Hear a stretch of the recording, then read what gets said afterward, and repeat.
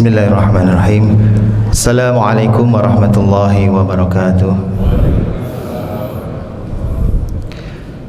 Innal hamdalillah nahmaduhu wa nasta'inuhu wa nastaghfiruh wa na'udzu billahi min shururi anfusina wa min sayyiati a'malina.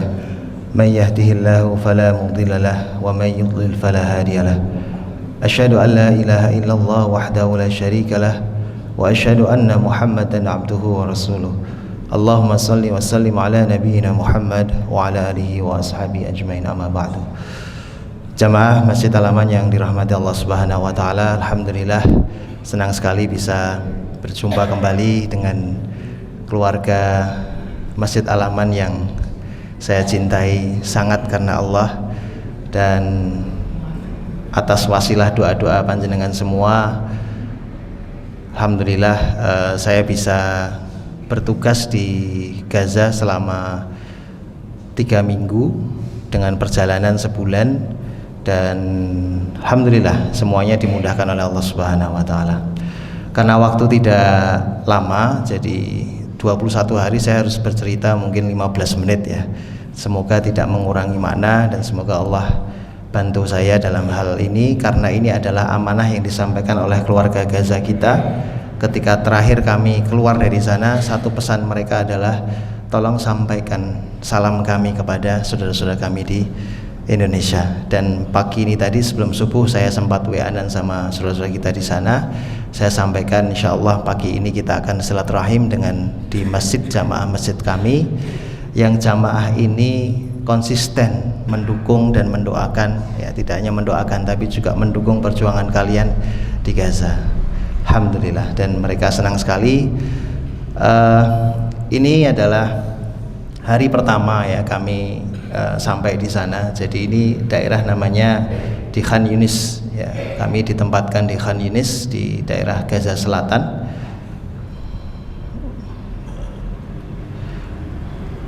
Ya, jadi saya diberangkatkan bersama dengan lembaga Bulan Sabit Merah Indonesia, dan kami bergabung dengan relawan lain dari negara lain dalam organisasi NGO yang membawa kami, namanya Rahma Worldwide.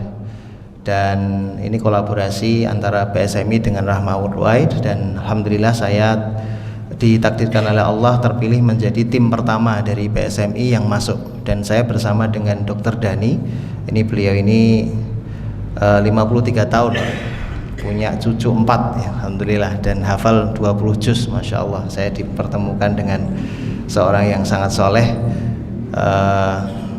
Kalau saya yang ditanya bukan berapa juz tapi juz berapa gitu.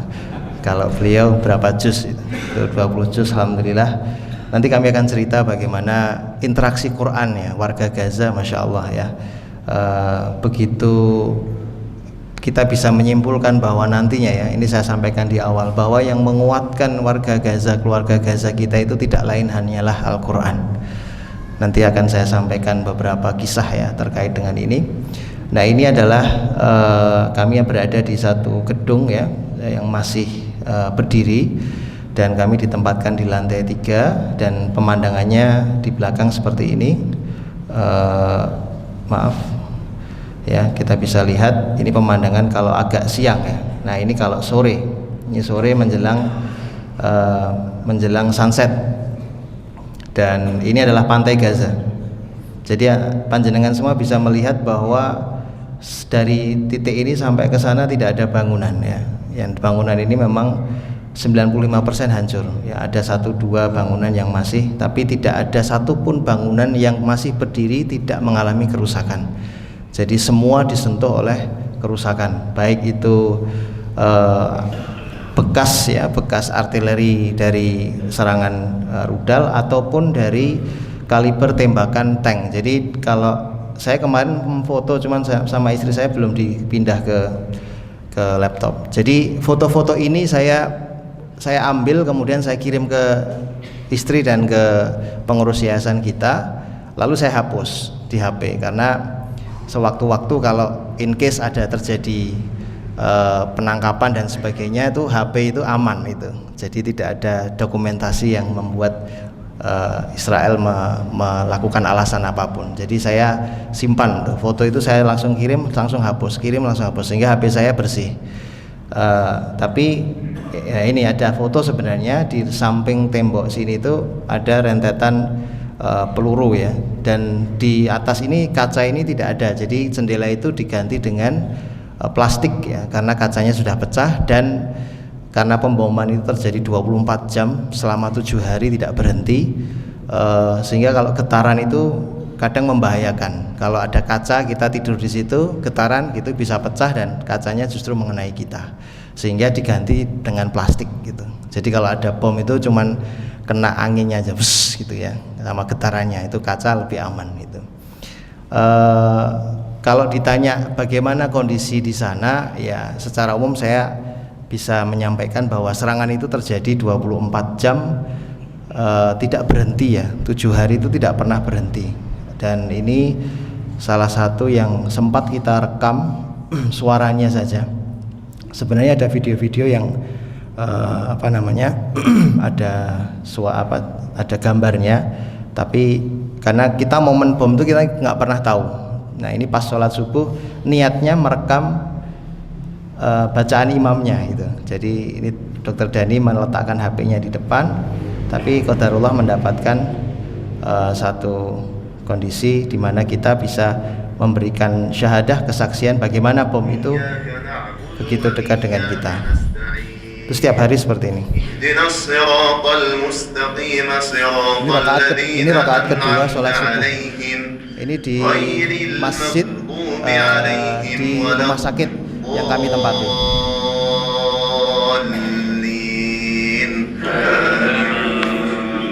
Beliau ini dokter ICU ya, yang mengimami ini dokter ICU. Nah ini beliau mengambil fikih di mana makmum wajib membaca Al-Fatihah, sehingga beliau diam untuk memberi kesempatan makmum membaca. Ya itu ketika yang seperti itu setiap hari Pak, tidak hanya setiap hari, setiap jam gitu.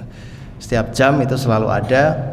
Dan yang ini adalah bom yang sangat dekat ya, jarak bom itu kira-kira rentang antara dari rumah sakit kita yang kita tempat bekerja itu 500 meter sampai 1 sampai 2 kilo gitu. Jadi selalu terasa getarannya dan terasa goyang. Jadi kalau pas kayak gitu tadi itu terasanya bangunan itu kayak kena gempa gitu. Jadi goyang begitu, dan kaca itu kita takutnya justru kaca itu ya. Jadi kaca itu kadang kalau pecah gitu, karena ini sangat dekat dan keras ya. Momentum dorongan hentakan angin dan hentakan gayanya itu, dayanya dari bom, daya ledaknya itu yang kemudian kita khawatirkan untuk merusak.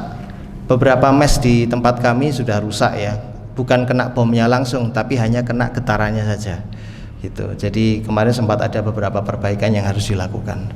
Beberapa kali kami diminta untuk pindah tempat gitu ya, karena tempat kamar kami ini dekat dengan Rafah di mana pertempuran itu terjadi.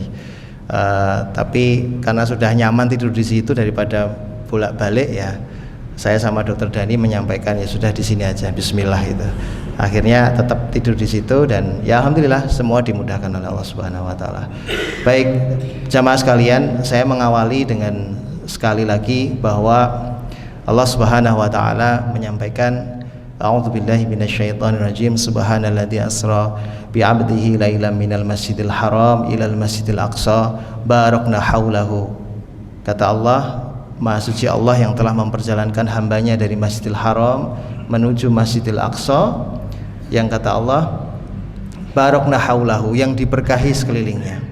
Jadi cap keberkahan itu sudah dipastikan oleh Allah Subhanahu wa taala di daerah Palestina.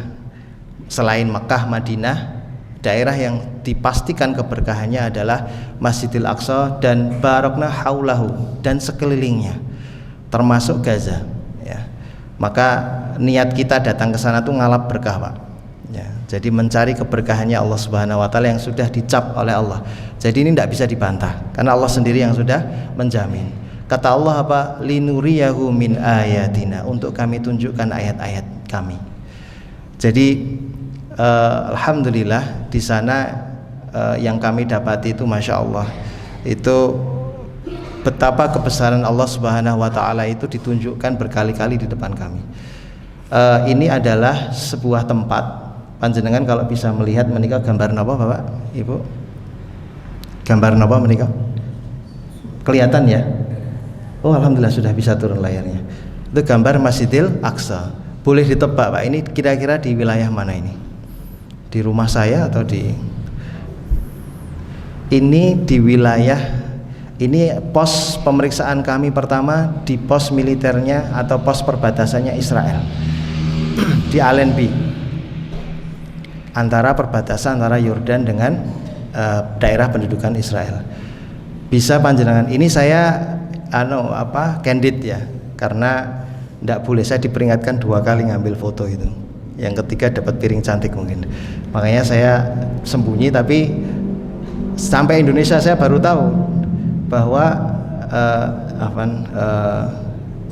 di atas saya ini ada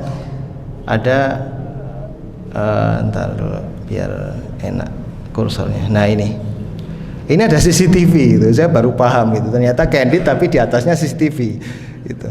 Jadi itu baru saya sadari di Indonesia, karena foto ini langsung saya hapus, saya kirim langsung saya hapus. Baru saya lihat di Indonesia, wah itu ada CCTV, berarti dia lihat saya foto itu. Tapi ya sudahlah, ala kulli hal. Ya, saya pulang tuh diinterogasi sama Israel. Ya. Dari 6 orang tuh hanya saya yang dimasukkan ke ruangan terus diinterogasi. Alhamdulillah. Dan ini kita lihat bahwa ternyata mereka merasa memiliki Masjidil Aqsa. Ya, ini bukan di Palestina, bukan di wilayah yang dikuasai oleh Palestina. Ini adalah tempat yang full dikuasai oleh militer Israel, dan mereka memasang ini. Mereka tidak memasang rumah mereka tidak memasang tempat wisata mereka. Yang mereka pasang adalah Masjidil Aqsa. Maka saran saya di rumah-rumah panjenengan kalau sudah ada Masjidil Haram, Masjid Nabawi, tambahi 1, kurang 1. Karena kata Rasul itu ada 3 masjid, ada 3 masjid yang utama, maka tambahi 1, Masjidil Aqsa, sehingga kerinduan kita kepada Masjidil Haram, kerinduan kita kepada Masjid Nabawi akan ditambahi dengan kerinduan kita kepada Masjidil Aqsa. Maka tambah 1. Israel saja masang, masa kita nggak masang itu? Itu milik kita. Maka anak-anak kita harus diajari, kita punya masjid 1 lagi loh, bukan hanya 2 masjid, tapi kita punya masjid 1 lagi, namanya Masjidil Aqsa. Baik, ini adalah gambaran wilayah. Mungkin Bapak Ibu sekalian, saya sedikit memberikan gambaran peta ya. Jadi sebenarnya yang dinamakan daerah Palestina itu ini, yang seperti dari garis ini, kemudian bentuknya seperti trapesium ya. Kemudian tetapi yang jalur Gaza itu hanya kecil ini, hanya di sini, sehingga kalau kita perbesar jalur Gaza itu seperti ini, panjenengan bisa menyaksikan di sana bahwa dari ujung sini sampai ujung sini itu dibangun tembok tinggi. Nanti saya akan tunjukkan temboknya. Jadi ini dibangun tembok seperti penjara. Kemudian di sini adalah perbatasan Rafah. Rafah itu di arah baratnya itu adalah Mesir. Kemudian di sini adalah laut. Nanti laut itu juga dari garis pantai sekitar 3 km dari garis pantai, perkiraan saya ya 3 km sampai ya mungkin paling jauh 5 kilo lah, itu ada kapal patroli yang senantiasa melakukan patroli dan menembaki atau mencegah nelayan, bahkan nelayan pun ngambil ikan nggak boleh. Ini betul-betul bukti dan fakta bahwa genosida itu terjadi. Nah kemarin kami sempat memvideo, cuman karena kamera saya itu kurang bagus ya, jadi saya bilang sama Pak Yosef, kayaknya perlu beli kamera lagi Pak Yosef, beli HP lagi itu, yang kameranya bagus. Cuman nanti saya akan ceritakan apa yang kami rekam ya. Nah kami ditempatkan di Khan Yunis ini. Jadi kami masuk lewat dari Aman, kemudian masuk ke lewat King Hussein di sini, kemudian ke selatan, ke barat tenggara, kemudian ke pojok sini. Nah pojok inilah yang namanya Karim Abu Salam. Kalau orang Israel nyebutnya Karim Salom, tapi saya lebih menyukai memakai istilah kita Karim Abu Salam. Disitulah kita dilakukan pemeriksaan sama di Allenby tadi, di perbatasan antara Yaman sama Yordan. Foto tadi ada di sini, ada di perbatasan Aman sama Yordania sama daerah yang diduduki oleh Israel. Palestina ini ada menjadi terbelah menjadi dua tempat, dibelah oleh wilayah yang full dikuasai oleh Israel. Maaf, ini kursornya suka hilang. Ini adalah tepi barat di mana Masjidil Aqsa ada di dalamnya, Yerusalem di mana Masjidil Aqsa ada di dalamnya. Kemudian ini adalah daerah pendudukan Israel full. Kemudian ini adalah jalur Gaza. Orang Israel, tentara Israel mondar-mandir di sini nih semua, termasuk di Masjidil Aqsa. Kalau Gaza itu orang Israel hanya beberapa yang masuk, tentara yang masuk, tapi orang sipil tidak ada yang masuk ke Gaza karena Gaza itu betul-betul ditutup dan diperlakukan sebagai daerah penjara oleh Israel. Kemudian ini beberapa gambar sempat saya Sherlock ya, karena beberapa kali saya Sherlock ke rekan kita, pengurus kita di sini untuk menentukan posisi saya. Ketika nanti misalnya ada sesuatu itu tinggal posisi terakhir saya Sherlocknya di sini gitu. Nah, ini mengantisipasi saja. Jadi kami dari sini, dari Aman bergerak ke sini, kemudian ini sudah masuk ya, kami bergerak menuju ke arah sini. Nah ini posisi terakhir ketika saya share itu sudah masuk di wilayah Gaza, sudah masuk melewati tembok yang dibuat oleh Israel ya.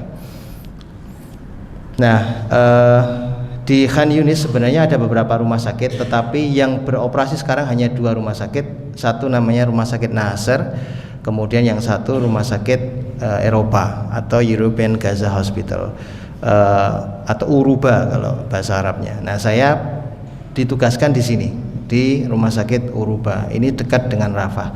Rafah ini sekarang menjadi wilayah yang dikosongkan oleh Israel, diusir warganya. Kemarin di minggu yang pertama kami menyaksikan perpindahan warga Rafah, sisa warga Rafah yang diusir oleh Israel. Jadi sudah punya tenda di situ. Pagi warga itu jangan dibayangkan pakai rumah ya, tenda. Dia orang Rafah asli tapi rumahnya hancur sehingga pakai tenda.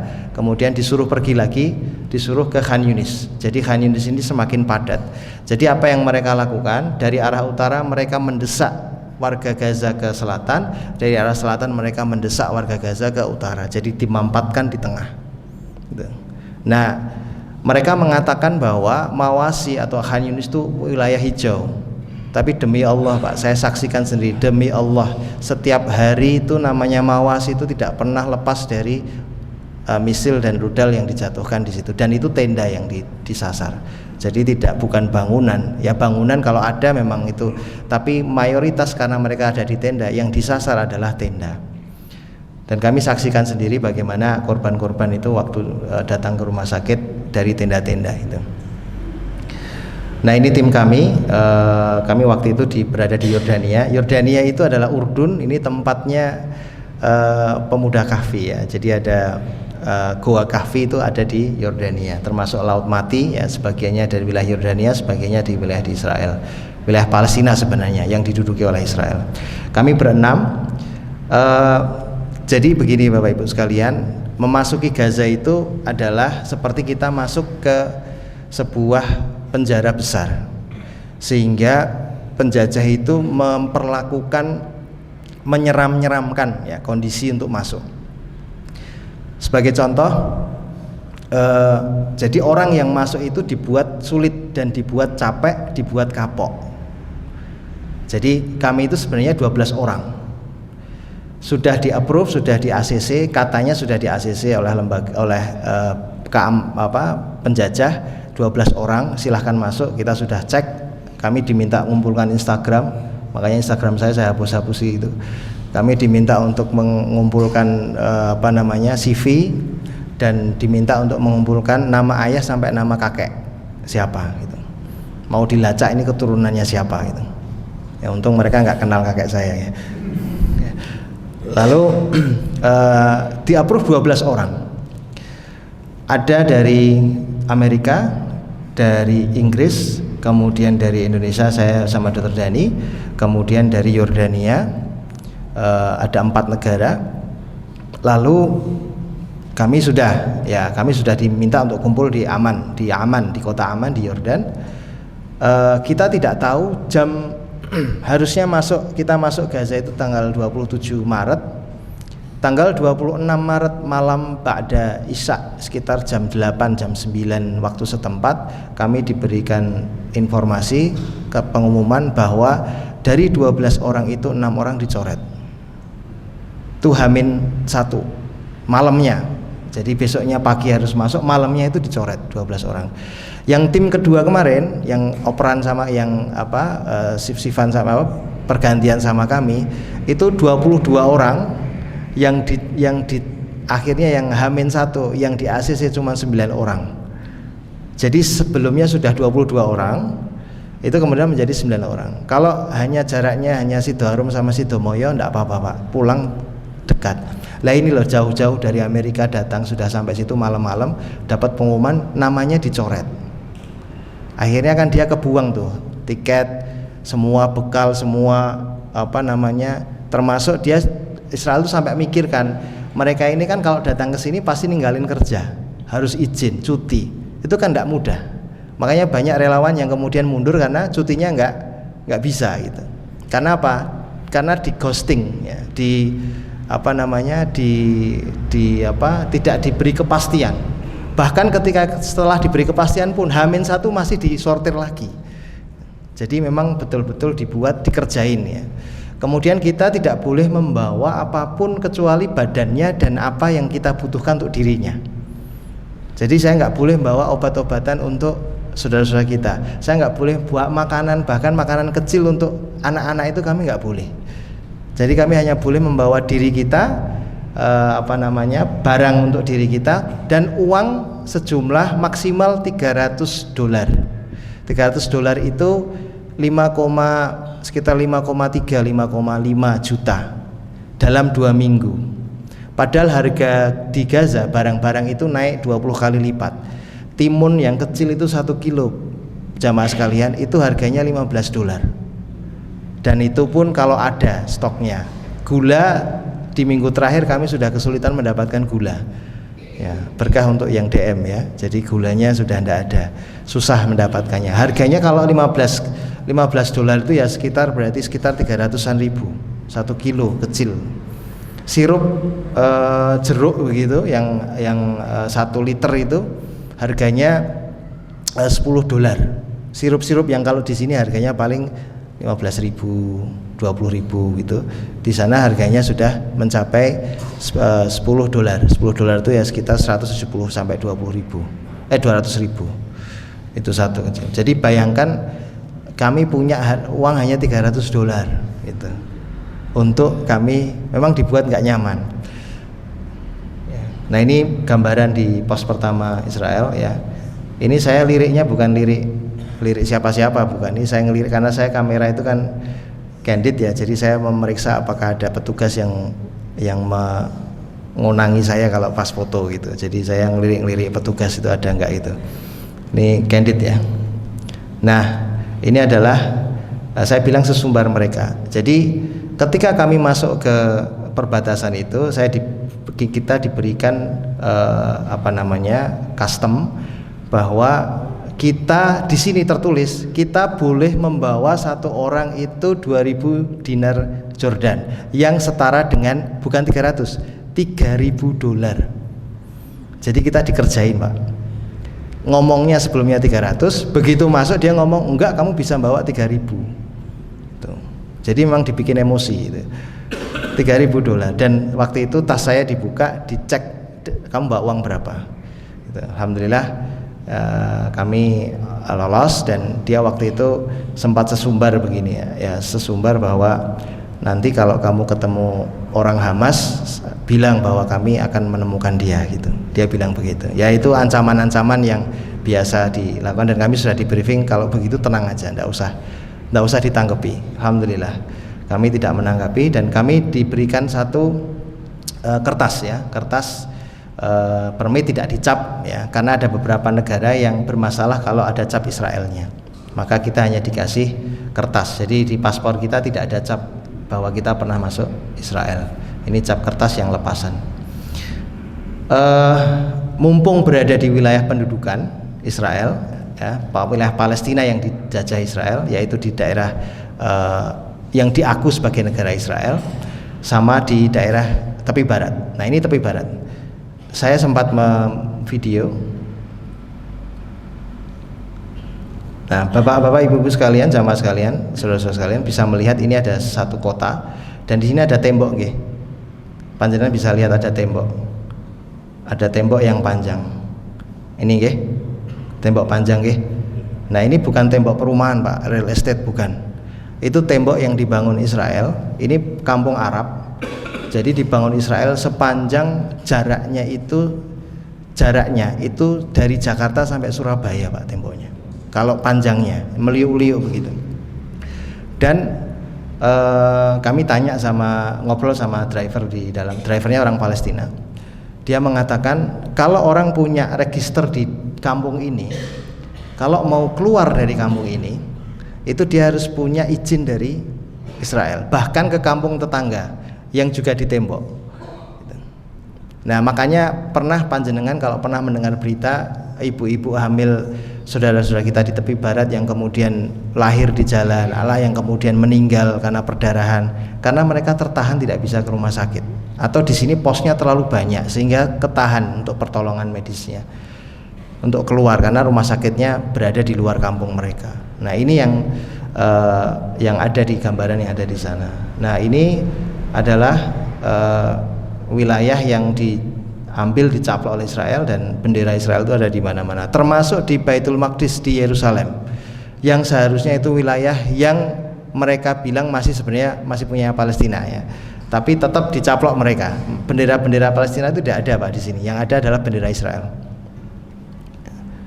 Nah, ini betul-betul penjajah. Nah, ini pos kedua di Karim Abu Salam. Nah, panjenengan bisa lihat tembok ini. Di balik sana itulah Gaza. Di balik tembok ini adalah Gaza. Ini kami foto kata Pak Yosef, kata Babil Tikru, dua kunyuk ini. Dua kunyuk, teman, ini saya hidden, ya. Jadi pas ini dua tentara yang menjaga di situ. Kemudian ini adalah beberapa alat-alat atau kendaraan militer, dan ini adalah pagar. Ini pagar, Pak, pagar panjang. Yang pagar itu dialiri listrik, jadi ada tanda-tanda listriknya di situ. Jadi kalau ada orang Palestina berusaha untuk keluar atau masuk, itu kena listriknya itu.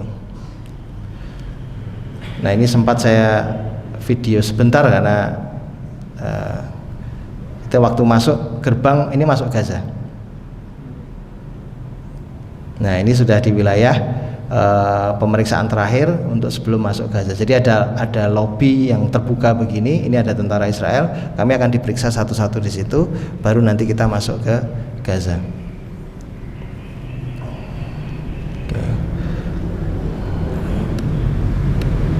Oke. Sepertinya sudah tidak sabar melihat Gaza, okay? Baik. Begitu masuk Gaza, ini pemandangan kita.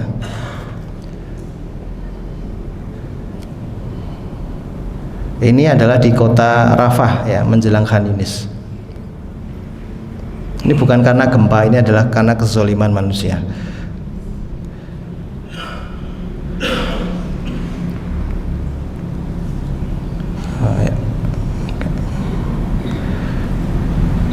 Kalian bisa lihat bahwa kehancuran yang ditimbulkan,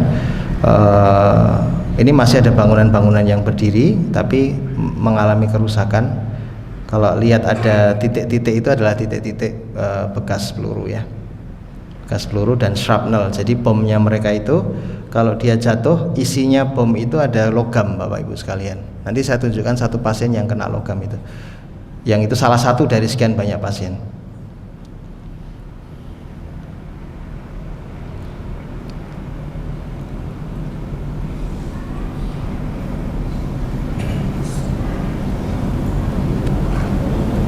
Oke, ini nge-lag biar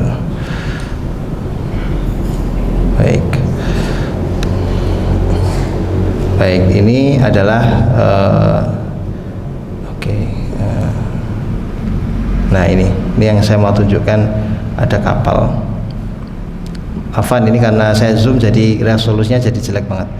Panjenengan bisa lihat titik putih ini, ya, titik putih. Nah, ini Ini adalah riak laut karena kapal patroli. Jadi ini pagi sekitar jam 7 kapal patroli itu mondar-mandir di sini. Nah, di sini itu ada 3 kapal kecil hitam-hitam. 3 kapal kecil. Kapal ini yang tadinya ke sana, dia bergerak mendekat ke kapal yang ada di sini, kapal perahu-perahu kecil. Lalu tidak lama kemudian kapal-kapal perahu kecil ini hilang. Mereka balik kanan ke daratan. Setelah itu tidak lama ambulan datang, ambulan keluar, gitu ya, ambulan keluar. Kami tanya sama, ini kan mendekat nih, ini ke arah sini nih. Nah, jadi nelayan-nelayan yang baru mau cari ikan itu kami tanya, ini kenapa kok ada ambulan? Nah, itu ambulannya mau memastikan nelayan itu dalam kondisi baik tidak, karena biasanya ditembak. Maka dia segera ke sana untuk melihat kondisi nelayan yang balik tadi, memastikan kondisinya apakah kena luka tembak atau tidak. Ini gambaran setelah 1 menit, kurang dari 1 menit setelah ada dentuman dem gitu, terus kemudian ada bom, biasanya akan begini suasananya. Ini nggak ada suaranya ya. Oh, kok nggak keluar suaranya? Ya, maafan, ini ada ambulan sebenarnya. Nah, ini ambulan. Ini keluar. Kemudian nanti ada ambulan lagi. Nah, ini. Jadi respon mereka, masya Allah ya.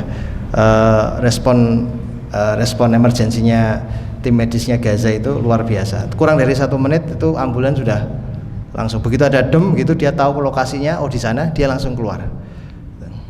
Ini gedung tempat pertama ya, bukan yang di rumah sakit. Kami diterima pertama di sini. Panjenengan bisa lihat ya. Ini habis kena juga, terus kemudian ini lubang-lubang ini bekas tembakan. Jadi ini yang kita tempati kemarin. Nah, bagaimana dengan kondisi kesehatan ya? Rumah sakit sekarang menutup di Khan Yunis yang kami tempati, menutup pelayanan rawat jalan dan pelayanan elektif yang tidak emergensi. Diutamakan untuk yang emergensi karena satu, sumber daya terbatas baik obat-obatan maupun bahan habis pakai. Yang kedua, tenaga kesehatannya kelelahan. Dan mereka tenaga kesehatan itu dibayar terakhir sebelum Ramadan. Jadi mereka sekarang bekerja lebih dari 2 bulan ini tanpa bayaran.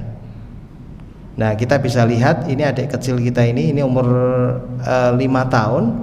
Panjenengan kalau lihat ada putih di sini, ini adalah pecahan logam yang dari bom yang masuk ke otaknya dari adik kecil kita ini. Ini adalah retakan tempat masuk dari shrapnelnya tadi, dan selain itu dia juga ada shrapnel di luar pecahannya.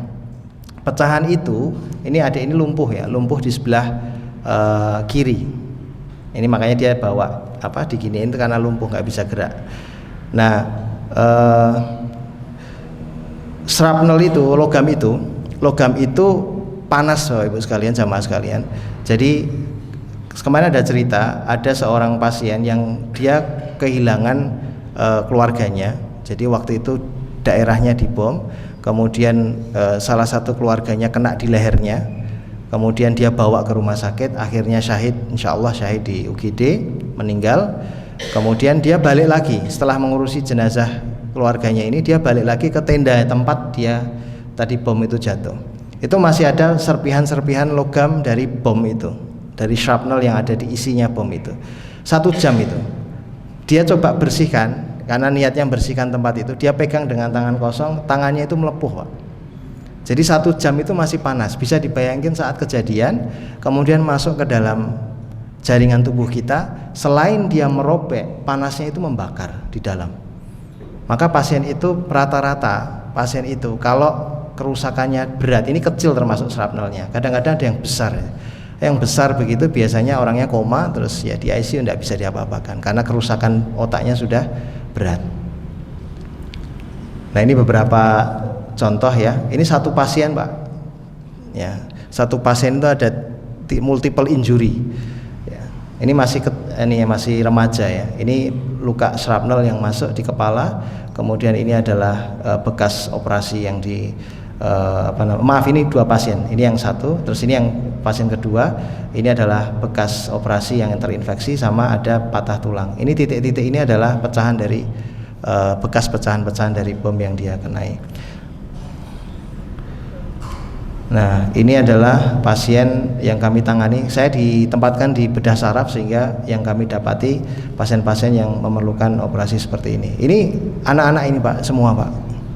Yang saya operasi ini 2 ini 3 tadi itu remaja dan anak-anak.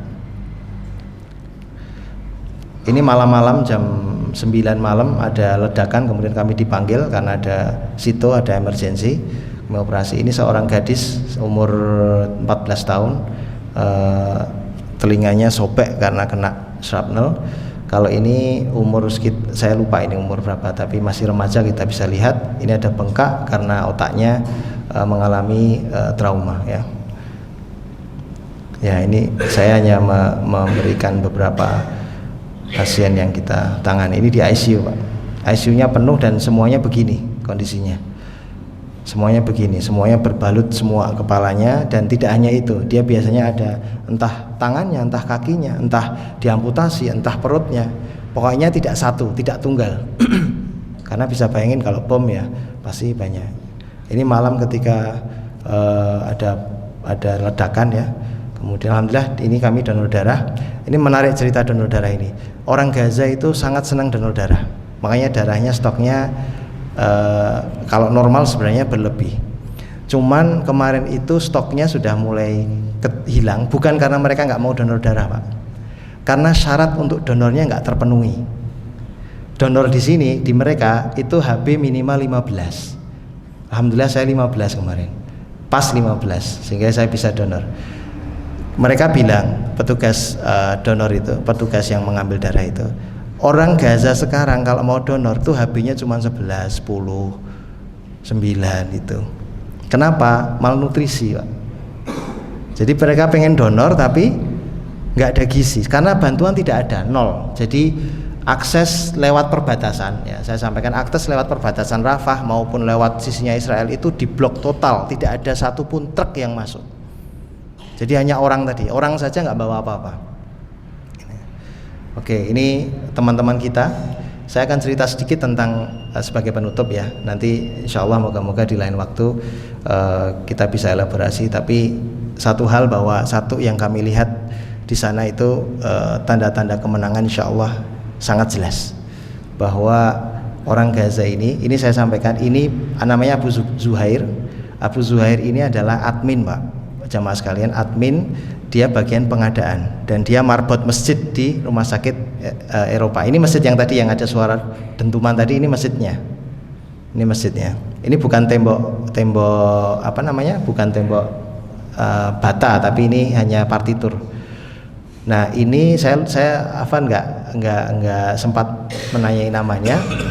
Ini seorang cleaning service dan dia kalau kultum siang habis zuhur, beliau yang kultum. Orangnya kalau lihat kakinya dekil, bukan karena nggak jaga kebersihan, tapi memang kerjanya keras dan memang dia mungkin tidak punya, bajunya juga ini aja, nggak ganti-ganti. Tapi masya Allah Pak, hafalan Quran sama hadisnya itu bikin kita malu Pak. Abu Zuhair ini dia kalau habis sholat dia gandeng saya. Terus ngantarkan kami sampai ke pintu menuju kamar kami. Dan selama perjalanan gandeng saya itu, dia hanya menasihati saya dengan Quran. Terus dia pernah tanya, kamu bisa bahasa Arab? Awal-awal, oh enggak bisa. Oke. Terus beberapa kemudian lagi dia tanya lagi, kamu kalau nggak bisa bahasa Arab, baca Qurannya gimana? Bisa nggak? Bisa. Oke, saya pengen dengar bacaan Quran kamu. Habis maghrib saya baca Quran. Terus dia bilang, mumtaz itu, sempurna bacaanmu, bagus itu. Kemudian dia tanya ini yang saya takutkan, pertanyaan yang saya takutkan, kamu hafal berapa banyak dari Quran? Itu, ya. Berapa juz itu, berapa juzuk itu. Dalam hati saya tadi harusnya tanya juz berapa, bukan berapa juz. Lalu saya sampaikan yang saya hafalkan. Lalu dia bilang, oh kalau gitu gini, kamu sisa 5 hari, ini 5 hari sebelum saya balik, kamu sisa 5 hari di sini. Setiap maghrib datang habis sholat isya ketemu saya, setoran hafalan mulai dari juz sekian. Insya Allah. Dan itu bayangin Pak, orang dia pernah cerita ketika bom datang ya, ketika bom datang kemudian istrinya takut ya, istrinya takut, kemudian dia menggandeng istrinya gitu. Ketika istrinya takut, kemudian dia menggandeng istrinya, kemudian membacakan ayat Az-Zumar ayat 73. Wasiqal ladzina taqaw rabbahum ilal jannati zumara. Dia bilang sambil di tenda, dia menggandeng istrinya sambil mengatakan, "Enggak usah takut itu. Wasiqal ladzina taqaw rabbahum ilal jannati zumara." Dan adapun bagi orang-orang yang bertakwa, takut kepada Tuhannya, niscaya dia akan masuk surga secara berombong-rombongan. Kalau kita kena, ya ini nanti kita berombongan, saya sama kamu berombongan masuk surga insyaallah. Jadi Masya Allah itu. Dan ini orang-orang ini Pak, Bu, semuanya ini yang orang-orang ini kan orang-orang kayak biasa ya. Itu kalau ada orang baca ayat 1 nyambung Pak. Jadi memang di Gaza itu memang sudah ditarbiyah, dikuatkan dengan Al-Quran. Dan itulah yang kemudian insya Allah menjadi penolong mereka sampai ini. Teman-teman kita yang ada di sana, baik, saya kira karena waktu terbatas, tapi satu hal bahwa jadikan dukungan kita kepada Masjidil Aqsa dan Palestina ini menjadi bagian dari ibadah kita, sehingga kita tidak pernah bosan. Kita kan sholat, puasa, ibadah rutinitas kita kan nggak bosan ya. Kalau ibadah nggak bosan, tapi kalau hanya karena rasa kasihan itu nanti bosan Pak. Karena kalau rasa kasihan itu nanti selesai, wah rampung-rampung tuh ini bosan. Dengar berita itu kayak terus jadi apa? Tumpul. Tapi kalau diniatkan sebagai ibadah, bagian dari tanggung jawab kita, bukan hanya kasihan, tapi menjadi bagian dari kewajiban kita mendukung saudara-saudara kita di bumi ribat, di mana mereka menjaga kemuliaan kaum muslimin di sana, menjaga Masjidil Aqsa, maka kita menjadi bagian itu. Insya Allah kita akan diberikan Allah kemudian untuk tidak bosan. Karena saya sampaikan, kezoliman yang dilakukan Israel itu, mereka setiap hari, setiap jam ngebomin, tidak bosan, tidak habis-habis. Kemudian pertempuran Pak, kita dengerin selain 90% serangan itu dari udara, tapi ada yang dari darat itu kita dengar pertempuran seperti tembakan yang berbalas. Itu subhanallah, kita dengar itu setiap jam 1 malam sampai jam 9 pagi. Bayangin para mujahidin di sana itu bertempur tengah malam, kita enak-enak sholat tahajud di sana. Mereka Pak, tembak-tembakan itu dari jam 1 malam, tengah malam sampai jam 9 pagi nggak berhenti. Baru jam 10 itu mulai mereda. Subhanallah. Jadi warga Gaza berat, tapi lebih berat lagi para mujahidin yang tidak pernah menampakkan wajahnya, karena mereka takut ketika wajahnya tampak itu akan menjadi target, dan target itu tidak hanya dia yang akan disasar, yang kena akan orang-orang di sekitarnya. Maka ada kisah kemarin, ada satu kisah ya, saya tidak ketemu langsung, tapi dia mengisahkan keluarganya yang termasuk anggota tentara Palestina. Dia mengatakan, saudara saya itu hanya berani datang di 2 tenda, tendanya dirinya sama tendanya kawannya yang sama-sama juga berjuang. Kalau mau datang ke tenda saudaranya, keluarganya, temennya nggak berani. Kenapa? Begitu ada tenda, karena drone itu 24 jam mantau terus dari atas. Itu kalau kena tertarget, kemudian dia di rudal. Yang di rudal itu bukan hanya yang dia, karena rudal itu kan bom. Yang kena adalah seluruh orang yang ada di situ, dan dia tidak mau itu terjadi. Ada orang yang di rumah sakit, mereka pengen cepat keluar. Kenapa? Karena khawatir rumah sakitnya akan disasar. Subhanallah. Maka kita doakan semoga Allah Subhanahu wa taala menangkan insyaallah, dan kita menjadi bagian dari kemenangan itu. Subhanakallahumma wa bihamdik, asyhadu an la ilaha illa anta, astaghfiruka wa atubu ilaik. Jazakumullah khairan katsir. Mohon maaf atas waktunya yang agak lebih lama. Assalamualaikum warahmatullahi wabarakatuh.